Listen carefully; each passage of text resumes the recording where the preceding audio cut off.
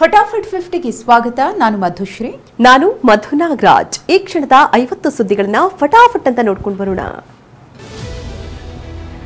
ರಾಜ್ಯ ಕಾಂಗ್ರೆಸ್ನಲ್ಲಿ power fight ಮುಂದುವರೆದಿದೆ. ಒಂದ್ ಕಡೆ ದಲಿತ ಸಿಎಂ ಕೂಗು, ಮತ್ತೊಂದೆಡೆ ಕೆಪಿಸಿಸಿ ಅಧ್ಯಕ್ಷರ ಬದಲಾವಣೆ ಬಗ್ಗೆಯೇ ಬಿಸಿ ಬಿಸಿ ಚರ್ಚೆ ನಡೀತಾ ಇದೆ. ಅದರಲ್ಲೂ ದಲಿತ ನಾಯಕರಂತೂ ಕೆಪಿಸಿಸಿ ಅಧ್ಯಕ್ಷರ ಬದಲಾವಣೆ ಮಾಡಲೇಬೇಕು ಅಂತ ಬಿಗಿ ಪಟ್ಟು ಹಿಡಿದಿದ್ದಾರೆ. ಹೈಕಮಾಂಡ್ ಮೇಲೂ ಒತ್ತಡ ಹೇರ್ತಾ ಇದ್ದಾರೆ. ವಿಪಕ್ಷಗಳು ನವೆಂಬರ್ಗೆ ಸಿಎಂ ಬದಲಾಗ್ತಾರೆ ಅಂತಿವೆ. ಆದರೆ ಸಿಎಂ ಸಿದ್ದರಾಮಯ್ಯ ಆಪ್ತ ನಾಯಕರು ಹೆಜ್ಜೆ ಹೆಜ್ಜೆಗೂ ಸಿದ್ದು ಪರ ಬ್ಯಾಟ್ ಬೀಸುತ್ತಿದ್ದಾರೆ. ಸಚಿವ ಸತೀಶ್ ಜಾರಕಿಹೊಳಿ ಹಾದಿಯಾಗಿ ಹಿಡಿದು ಎಲ್ಲಾ ನಾಯಕರು ಕೂಡ ಸಿಎಂ ಸಿದ್ದರಾಮಯ್ಯನವರು 5 ವರ್ಷ ಅಧಿಕಾರದಲ್ಲಿ ಇರಬೇಕು ಅಂತ ಬಹಿರಂಗವಾಗಿಯೇ ಹೇಳಿಕೆ ನೀಡುತ್ತಿದ್ದಾರೆ. ಕಾಂಗ್ರೆಸ್ನಲ್ಲಿ ಅಧಿಕಾರ ಹಂಚಿಕೆಯ ಚರ್ಚೆ ಮುನ್ನೆಲೆಗೆ ಬಂದಿರುವ ನಡುವೆಯೇ ಸಚಿವ ಸತೀಶ್ ಜಾರಕಿಹೊಳಿ ಸ್ಫೋಟಕ ಹೇಳಿಕೆ ಕೊಟ್ಟಿದ್ದಾರೆ. ಸಿಎಂ ಸಿದ್ದರಾಮಯ್ಯ ನಮಗೆ ಬೇಕೇ ಬೇಕು, ಸಿಎಂ ನಿವೃತ್ತಿ ಆದರೂ ಪಕ್ಷದ ಪರ ಕೆಲಸ ಮಾಡಬೇಕು, ಮುಂದಿನ ಚುನಾವಣೆ ಗೆಲ್ಲಬೇಕು ಅಂದ್ರೆ ಸಿದ್ದರಾಮಯ್ಯ ಬೇಕು ಅಂದಿದ್ದಾರೆ. ಸಿಎಂ ಸಿದ್ದರಾಮಯ್ಯ ಮಾಸ್ ಲೀಡರ್, ಅವರು ರಾಜಕೀಯದಿಂದ ದೂರ ಆಗ್ಲಿ ಅಂತ ಯಾರು ಬಯಸ್ತಾರೆ? ಸಿದ್ದರಾಮಯ್ಯ ಚೆನ್ನಾಗಿ ಆರೋಗ್ಯವಾಗಿ ಇರೋ ತನಕ ರಾಜಕೀಯದಲ್ಲಿ ಇರಲೇಬೇಕು ಅಂತ ಬೆಂಗಳೂರಿನಲ್ಲಿ ಸಚಿವ ಎಚ್.ಸಿ. ಮಹದೇವಪ್ಪ ಹೇಳಿಕೆ ನೀಡಿದ್ದಾರೆ. ಸಿದ್ದರಾಮಯ್ಯ ರಾಜಕೀಯ ನಿವೃತ್ತಿ ಬಗ್ಗೆ ಶಾಸಕ ಕೋನಾರೆಡ್ಡಿ ಪ್ರತಿಕ್ರಿಯೆ ಕೊಟ್ಟಿದ್ದಾರೆ. ಕಾಂಗ್ರೆಸ್ಗೆ ಸಿದ್ದರಾಮಯ್ಯ ಬೇಕು, ಡಿಕೆ ಶಿವಕುಮಾರ್ ಕೂಡ ಬೇಕು. ಸಿದ್ದರಾಮಯ್ಯ ರಾಜಕೀಯ ಬಿಡ್ತೀನಿ ಅಂತ ಎಲ್ಲೂ ಹೇಳಿಲ್ಲ. ಡಿಕೆ ಪಕ್ಷ ಕಟ್ಟಿದ್ದಾರೆ, ಸಿದ್ದರಾಮಯ್ಯ ಒಳ್ಳೆಯ ಆಡಳಿತ ಕೊಟ್ಟಿದ್ದಾರೆ ಅಂತಂದಿದ್ದಾರೆ. ಪವರ್ ಶೇರಿಂಗ್ ಆಗಿದೆಯೋ ಇಲ್ವೋ ಅನ್ನೋದು ನಮಗೆ ಗೊತ್ತಿಲ್ಲ ಅಂತ ಸಚಿವ ಸತೀಶ್ ಜಾರಕಿಹೊಳಿ ಹೇಳಿದ್ದಾರೆ. ಇವರೇ ಮುಂದುವರಿಯುತ್ತಾರೋ ಅದೂ ಗೊತ್ತಿಲ್ಲ. ಖರ್ಗೆ ಸುರ್ಜೇವಾಲಾ ಈ ಬಗ್ಗೆ ಎಲ್ಲ ಹೇಳಬೇಕು, ಇದೆಲ್ಲ ನಮ್ಮ ವ್ಯಾಪ್ತಿಯಲ್ಲಿ ಇಲ್ಲ ಎಂದಿದ್ದಾರೆ. ರಾಜ್ಯ ಕಾಂಗ್ರೆಸ್ನಲ್ಲಿ ಪಟ್ಟದಾಟ ಜೋರಾಗಿದೆ. ಕೆಪಿಸಿಸಿ ಅಧ್ಯಕ್ಷರ ಬದಲಾವಣೆ ಕುರಿತು ತುಮಕೂರಿನಲ್ಲಿ ಮಾತನಾಡಿದ ಸಚಿವ ರಾಜಣ್ಣ, ಕೆಪಿಸಿಸಿ ಅಧ್ಯಕ್ಷ ಸ್ಥಾನದ ಬಗ್ಗೆ ದೆಹಲಿಯಲ್ಲಿ 2023 ಮೇ 18ರಂದು ಎಐಸಿಸಿ ಮಾಧ್ಯಮ ಪ್ರಕಟಣೆ ಮಾಡಿತ್ತು. ಅದನ್ನ ವರಿಷ್ಠರಿಗೆ ನೆನಪಿಸಿದ್ದೇನೆ ಎಂದಿದ್ದಾರೆ. ಕೆಪಿಸಿಸಿ ಅಧ್ಯಕ್ಷ ಸ್ಥಾನ ಕೊಟ್ರೆ ನಾನು ಸಚಿವ ಸ್ಥಾನ ಬಿಡಲು ಸಿದ್ಧ ಅಂತ ಸಚಿವ ಕೆಎನ್ ರಾಜಣ್ಣ ಹೇಳಿದ್ದಾರೆ. ಒನ್ ಮ್ಯಾನ್ ಒನ್ ಪೋಸ್ಟ್ ಅನ್ನೋದನ್ನ ನಾನು ಒಪ್ತೇನೆ. ಇನ್ನು ಸಚಿವ ಸ್ಥಾನದ ಜೊತೆಗೆ ಕೆಪಿಸಿಸಿ ಸ್ಥಾನ ಕೇಳುವ ಸತೀಶ್ ಜಾರಕಿಹೊಳಿ ಅವರ ನಿರ್ಧಾರ ಅವರಿಗೆ ಬಿಟ್ಟಿತ್ತು ಎಂದಿದ್ದಾರೆ. ರಾಜ್ಯದಲ್ಲಿ ಶೋಷಿತರ ಸಮಾವೇಶ ನಡೆಸುವ ಉದ್ದೇಶ ಇದೆ ಅಂತ ಸಚಿವ ಕೆಎನ್ ರಾಜಣ್ಣ ಹೇಳಿದ್ದಾರೆ. ಏಪ್ರಿಲ್ ಅಥವಾ ಮೇ ತಿಂಗಳಲ್ಲಿ ಸಮಾವೇಶ ನಡೆಸಲು ಚಿಂತನೆ ನಡೆಸಲಾಗಿದ್ದು, ಸಮಾವೇಶಕ್ಕೆ ಎಐಸಿಸಿ ನಾಯಕರಿಗೆ ಆಹ್ವಾನ ನೀಡಲಾಗುತ್ತೆ ಎಂದಿದ್ದಾರೆ. ದಲಿತ ಸಮಾವೇಶಕ್ಕೆ ಹೈಕಮಾಂಡ್ ಗ್ರೀನ್ ಸಿಗ್ನಲ್ ಕೊಟ್ಟಿರುವ ಹಿನ್ನೆಲೆಯಲ್ಲಿ ಇವತ್ತು ಅಥವಾ ನಾಳೆ ಅಹಿಂದ ಸಚಿವರಿಂದ ಮತ್ತೊಂದು ಸಭೆ ನಡೆಯಲಿದೆ. ಇಂದು ರಾತ್ರಿ ಅಥವಾ ನಾಳೆ ಕೆಎನ್ ರಾಜಣ್ಣ ಸತೀಶ್ ಜಾರಕಿಹೊಳಿ ಭೇಟಿಯಾಗಿ ಚರ್ಚೆ ನಡೆಸಲಿದ್ದಾರೆ. ಕಾಂಗ್ರೆಸ್ ಪಕ್ಷದಲ್ಲಿ 2 ಬಣ ಸೃಷ್ಟಿ ಎಂಬ ಬಿಜೆಪಿ ಆರೋಪಕ್ಕೆ ಸಚಿವ ಕೆಎನ್ ರಾಜಣ್ಣ ತಿರುಗೇಟು ಕೊಟ್ಟಿದ್ದಾರೆ. ಬಿಜೆಪಿ ತಟ್ಟೆಯಲ್ಲಿ ಹೆಗ್ಗಣ ಸತ್ತಿದೆ, ನಮ್ಗೆ ಹೇಳೋಕ್ ಬರ್ತಾರೆ, ನಾವು ವಿಜೇಂದ್ರ ಸ್ಥಾನದಲ್ಲಿದ್ದಿದ್ರೆ ಯತ್ನಾಳ್ ಅಮಾನತು ಮಾಡ್ತಿದ್ವಿ ಎಂದಿದ್ದಾರೆ.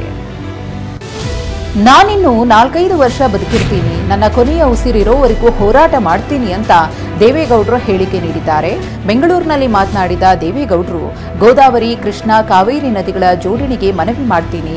ತಮಿಳುನಾಡಿನವರ ಒಗ್ಗಟ್ಟಿನ ಹೋರಾಟವನ್ನು ನಾವು ಕಲಿಬೇಕು ಎಂದಿದ್ದಾರೆ. ಸಿಎಂ ಇರ್ತಾರೋ ನವೆಂಬರ್ಗೆ ಹೋಗ್ತಾರೋ ಸಂಬಂಧ ಇಲ್ಲ ಅಂತ ಕೇಂದ್ರ ಸಚಿವ ಎಚ್.ಡಿ. ಕುಮಾರಸ್ವಾಮಿ ವಾಗ್ದಾಳಿ ನಡೆಸಿದ್ದಾರೆ. ಸರ್ಕಾರದ ಖಜಾನೆ ತುಂಬಿಸ್ರಪ್ಪ, ಜನರ ಕಷ್ಟ ಸುಖ ನೋಡಿ ಡೆಲ್ಲಿಗೆ ಹೋದ್ರಂತೆ, ಹೈಕಮಾಂಡ್ ನೋಡಿದ್ರಂತೆ, ಇದಕ್ಕೆ ಪ್ರಾಶಸ್ತ್ಯ ಬೇಕಾಗಿಲ್ಲ, ಇದು ನನಗೆ ಆದ್ಯತೆ ಅಲ್ಲ ಅಂತ ಕಿಡಿಕಾರಿದ್ದಾರೆ. ಮೈಕ್ರೋ ಫೈನಾನ್ಸ್ ಸುಗ್ರೀವಾಜ್ಞೆ ಆದೇಶ ವಿಚಾರಕ್ಕೆ ಸಂಬಂಧಪಟ್ಟಂತೆ ಕೆಲವೇ ಕ್ಷಣಗಳಲ್ಲಿ ಸಿಎಂ ಸಿದ್ದರಾಮಯ್ಯನವರ ನೇತೃತ್ವದಲ್ಲಿ ಸಭೆ ನಡೆಯಲಿದೆ. ಸುಗ್ರೀವಾಜ್ಞೆ ಜಾರಿ ಸಂಬಂಧ ಎಲ್ಲಾ ಜಿಲ್ಲೆಗಳ ಡಿಸಿ ಮತ್ತು ಎಸ್ಪಿಗಳ ಜೊತೆಗೆ ಸಭೆ ಮಾಡಲಿದ್ದು, ವಿಡಿಯೋ ಕಾನ್ಫರೆನ್ಸ್ ಮೂಲಕ ಸಿಎಂ ಸಭೆ ನಡೆಸಲಿದ್ದಾರೆ. ಮೈಸೂರಿನ ಸುತ್ತೂರು ಶ್ರೀಗಳು ಬೆಂಗಳೂರಿನಲ್ಲಿ ಸಿಎಂ ಸಿದ್ದರಾಮಯ್ಯ ಅವರನ್ನ ಭೇಟಿಯಾಗಿ ಆರೋಗ್ಯ ವಿಚಾರಿಸಿದ್ರು. ಸಿಎಂ ಕಾವೇರಿ ನಿವಾಸಕ್ಕೆ ಆಗಮಿಸಿದ ಶ್ರೀಗಳು ಬೇಗ ಗುಣಮುಖವಾಗುವಂತೆ ಶುಭ ಹಾರೈಸಿದ್ರು. ಇತ್ತೀಚೆಗಷ್ಟೇ ಸಿಎಂ ಸಿದ್ದರಾಮಯ್ಯ ಮೊಣಕಾಲಿಗೆ ಗಾಯ ಮಾಡಿಕೊಂಡಿದ್ರು. ಬೈಕ್ ಸವಾರನ ಅತಿ ವೇಗದ ಚಾಲನೆಗೆ ವಾಹನ ಸವಾರರು ಬೆಚ್ಚಿಬಿದ್ದಿದ್ದಾರೆ. ಕನಕಪುರ ರಸ್ತೆಯ ವಾಜರಹಳ್ಳಿ 100 ಮೀಟರ್ ರಸ್ತೆಯಲ್ಲಿ ಒನ್ ವೇನಲ್ಲಿ ವಾಹನಗಳ ಮಧ್ಯೆ ವೇಗವಾಗಿ ಬೈಕ್ ಚಲಾಯಿಸಿದ್ದಾನೆ. ಬೈಕ್ ಸವಾರನ ಒನ್ ವೇ ರೇಡ್ನಿಂದ ಕಾರಿನ ಡ್ಯಾಶ್ ಬೋರ್ಡ್ ಕ್ಯಾಮೆರಾದಲ್ಲೂ ಕೂಡ ಈ ದೃಶ್ಯ ಸೆರೆಯಾಗಿ ಸಾರ್ವಜನಿಕರು ಆಕ್ರೋಶ ವ್ಯಕ್ತಪಡಿಸಿದ್ದಾರೆ. ಮೆಟ್ರೋ ಪ್ರಯಾಣ ದರ ಏರಿಕೆ ಖಂಡಿಸಿ ಪ್ರತಿಭಟನೆ ನಡೆಸಿದ್ದ ಎಬಿವಿಪಿ ಕಾರ್ಯಕರ್ತರ ವಿರುದ್ಧ ಎಫ್ಐಆರ್ ದಾಖಲಿಸಲಾಗಿದೆ.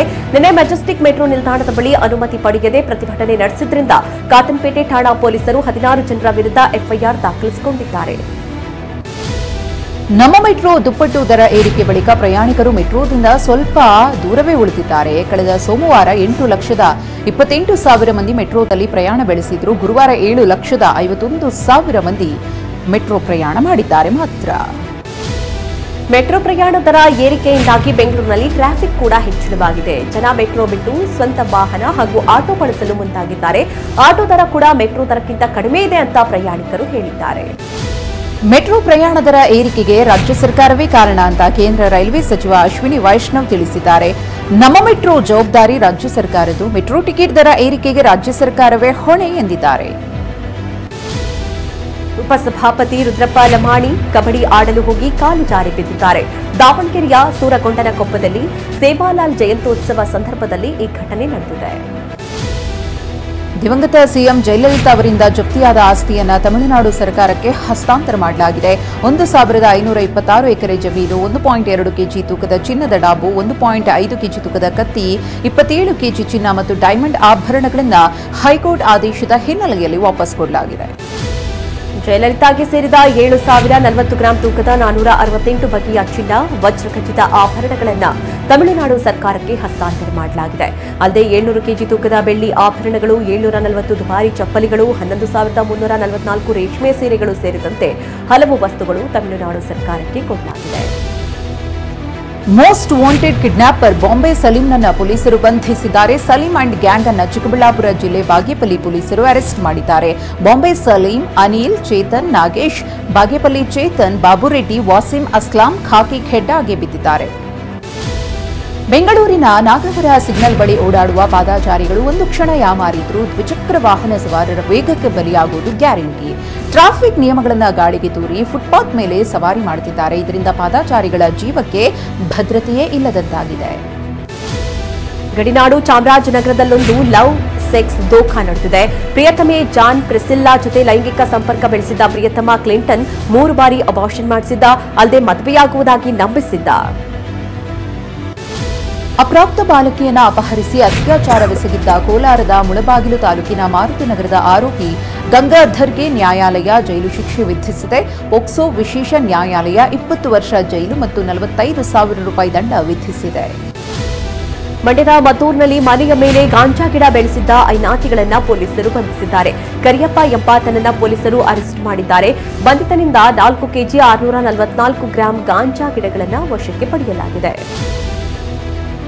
ಮೈಸೂರಿನಲ್ಲಿ ರಸ್ತೆ ದುರಸ್ತಿ ಮತ್ತು ಕಾಮಗಾರಿ ವಿಳಂಬವನ್ನು ಖಂಡಿಸಿ ಸ್ಥಳೀಯರು ಮತ್ತು ಶಾಲಾ ಮಕ್ಕಳು ಪ್ರತಿಭಟಿಸಿದ್ದಾರೆ. ರಾಮಕೃಷ್ಣ ನಗರದ ಸಾಯಿಬಾಬಾ ವೃತ್ತದ ಹತ್ತಿರ ರಸ್ತೆ ಕಾಮಗಾರಿಯನ್ನು ಮೈಸೂರು ಮಹಾನಗರ ಪಾಲಿಕೆ ಕಳೆದ 6 ತಿಂಗಳಿಂದ ಆಮೆಗತಿಯಲ್ಲೇ ನಡೆಸ್ತಾ ಇದೆ. ಭದ್ರಾ ಹಿನ್ನೀರಿನಲ್ಲಿ 30 ಕಾಡಾನೆಗಳು ಸ್ವಿಮ್ಮಿಂಗ್ ಮಾಡಿದ್ವು. ಇನ್ನು ಚಿಕ್ಕಮಗಳೂರು ಜಿಲ್ಲೆಯ ಎನ್ಆರ್ಪುರದ ಭದ್ರಾ ಹಿನ್ನೀರಿನಲ್ಲಿ ಕಾಡಾನೆಗಳ ಹಿಂಡು ಈ ರೀತಿ ಈಜಾಡಿವೆ. ಎಟಿಎಫ್ ಸಿಬ್ಬಂದಿ ಕಾರ್ಯಾಚರಣೆ ನಡೆಸಿ ಕಾಡಾನೆಗಳ ಕಾಡಿಗಟ್ಟೋ ಕೆಲಸ ಮಾಡಿದ್ದಾರೆ. ಪ್ರಯಾಗ್ರಾಜ್ನಲ್ಲಿ ನಡೀತಾ ಇರುವ ಮಹಾಕುಂಭಮೇಳದಲ್ಲಿ 50 ಕೋಟಿಗೂ ಅಧಿಕ ಭಕ್ತರು ಪವಿತ್ರ ಸ್ನಾನ ಮಾಡಿದ್ದಾರೆ. ಫೆಬ್ರವರಿ 26ರವರೆಗೂ ಮಹಾಕುಂಭಮೇಳ ನಡೆಯಲಿದ್ದು ಪುಣ್ಯ ಸ್ನಾನ ಮಾಡುವವರ ಸಂಖ್ಯೆ 55ರಿಂದ 60 ಕೋಟಿ ದಾಟುವ ನಿರೀಕ್ಷೆ ಇದೆ. ಬೆಂಗಳೂರಿನಲ್ಲಿ ಮೆಟ್ರೋ ಟಿಕೆಟ್ ದರ ಹೆಚ್ಚಾಯಿತು ಅಂತ ಪ್ರಯಾಣಿಕರು ಪ್ರತಿಭಟನೆ ನಡೆಸ್ತಾ ಇದ್ದಾರೆ. ಆದರೆ ದೆಹಲಿಯಲ್ಲಿ ಸಾವಿರಾರು ಜನರ ಗುಂಪು ಏಕಾಏಕಿ ಮೆಟ್ರೋ ನಿಲ್ದಾಣಕ್ಕೆ ನುಗ್ಗಿದೆ. ಟಿಕೆಟ್ ಇಲ್ಲದೆ, ಸೆಕ್ಯೂರಿಟಿ ಚೆಕ್ ಇಲ್ಲದೆ ನಿಯಮಗಳನ್ನು ಗಾಳಿಗೆ ತೂರಿ ಮನಸ್ಸೋ ಇಚ್ಛೆ ವರ್ತನೆ ಮಾಡಿದ್ದಾರೆ. ದೆಹಲಿ ಮಾಜಿ ಸಿಎಂ ಅರವಿಂದ ಕೇಜ್ರಿವಾಲ್ ನಿವಾಸ ಶೀಸ್ ಮಹಲ್ ನವೀಕರಣ ಮತ್ತು ಐಷಾರಾಮಿಯಾಗಿ ಮಾರ್ಪಾಡು ಮಾಡಿರುವ ವೆಚ್ಚಗಳ ಕುರಿತು ತನಿಖೆಗೆ ಕೇಂದ್ರ ಜಾಗೃತ ಆಯೋಗ ಆದೇಶಿಸಿದೆ. ಬಿಜೆಪಿ ನಾಯಕ ವಿಜಯೇಂದರ್ ಗುಪ್ತಾ ದೂರಿನ ಮೇರೆಗೆ ತನಿಖೆಗೆ ಸೂಚನೆಯನ್ನ ಕೊಡಲಾಗಿದೆ. ಬಿಹಾರದಲ್ಲಿ ವಿಚಿತ್ರ ಮದುವೆಯೊಂದು ನಡೆದಿದೆ. ಡಾನ್ಸ್ ಕಾರ್ಯಕ್ರಮವೊಂದರಲ್ಲಿ ಯುವತಿಯೊಬ್ಬಳ ಡಾನ್ಸ್ಗೆ ಫಿದಾ ಆದ ಯುವಕ ಸ್ಟೇಜ್ ಮೇಲೆಯೇ ಹಣೆಗೆ ಸಿಂಧೂರ ಇಟ್ಟು ಮದುವೆಯಾಗಿದ್ದಾನೆ. ಈ ವಿಡಿಯೋ ಈಗ ಸಖತ್ ವೈರಲ್ ಆಗಿದೆ. ನಾನು ಹೈದರಾಬಾದ್ನವಳು ಎಂದು ಹೇಳಿಕೊಂಡಿದ್ದ ನಟಿ ರಶ್ಮಿಕಾ ಮಂದಣ್ಣ ವಿರುದ್ಧ ನೆಟ್ಟಿಗರು ಮುಗಿಬಿದ್ದಿದ್ದಾರೆ. ಛಾವಾ ಸಿನಿಮಾದ ಇವೆಂಟ್ನಲ್ಲಿ ರಶ್ಮಿಕಾ, ನಾನು ಹೈದರಾಬಾದ್ನವಳು, ನಾನು ಅಲ್ಲಿಂದ ಒಬ್ಬಂಟಿಯಾಗಿ ಬಂದಿದ್ದೇನೆ, ಈಗ ನಿಮ್ಮ ಕುಟುಂಬದ ಭಾಗವಾಗಿದ್ದೇನೆ ಅಂತ ಹೇಳಿಕೆ ನೀಡಿದ್ರು. ನಟ ಢಾಲಿ ಧನಂಜಯ್ ಡಾಕ್ಟರ್ ಧನ್ಯತಾ ಜೊತೆ ನಾಳೆ ಹಸೆಮಣೆ ಏರಲಿದ್ದಾರೆ. ಮೈಸೂರಿನ ವಸ್ತು ಪ್ರದರ್ಶನ ಮೈದಾನದಲ್ಲಿ ಇಂದು ಮದುವೆ ಶಾಸ್ತ್ರಗಳು ನಡೀತಾ ಇದೆ. ಇನ್ನು ಕೆಲವೇ ಕ್ಷಣಗಳಲ್ಲಿ ಆರತಕ್ಷತೆ ನಡೆಯಲಿದ್ದು ಗಣ್ಯರು, ಸಿನಿತಾರಿಯರು ಪಾಲ್ಗೊಂಡು ಶುಭ ಹಾರೈಸಲಿದ್ದಾರೆ. ಡಾಲಿ ಧನಂಜಯ್ ಮದುವೆಯಲ್ಲಿ ಅಭಿಮಾನಿಗಳಿಗೆ ಸಪರೇಟ್ ಆಗಿ ಊಟದ ವ್ಯವಸ್ಥೆಯನ್ನು ಮಾಡಲಾಗಿದೆ. 30,000 ಹೋಳಿಗೆ, 5,000 ಮೈಸೂರು ಪಾಕ್, 20 ಬಗೆಯ ತಿಂಡಿ ತಿನಿಸುಗಳನ್ನು ಉಣಬಡಿಸಲಾಗುತ್ತಿದೆ. ವೃದ್ಧರು ಮತ್ತು ಮಹಿಳೆಯರಿಗೆ ಪ್ರತ್ಯೇಕ ಕೌಂಟರ್ ಅನ್ನು ತೆರೆಯಲಾಗಿದೆ.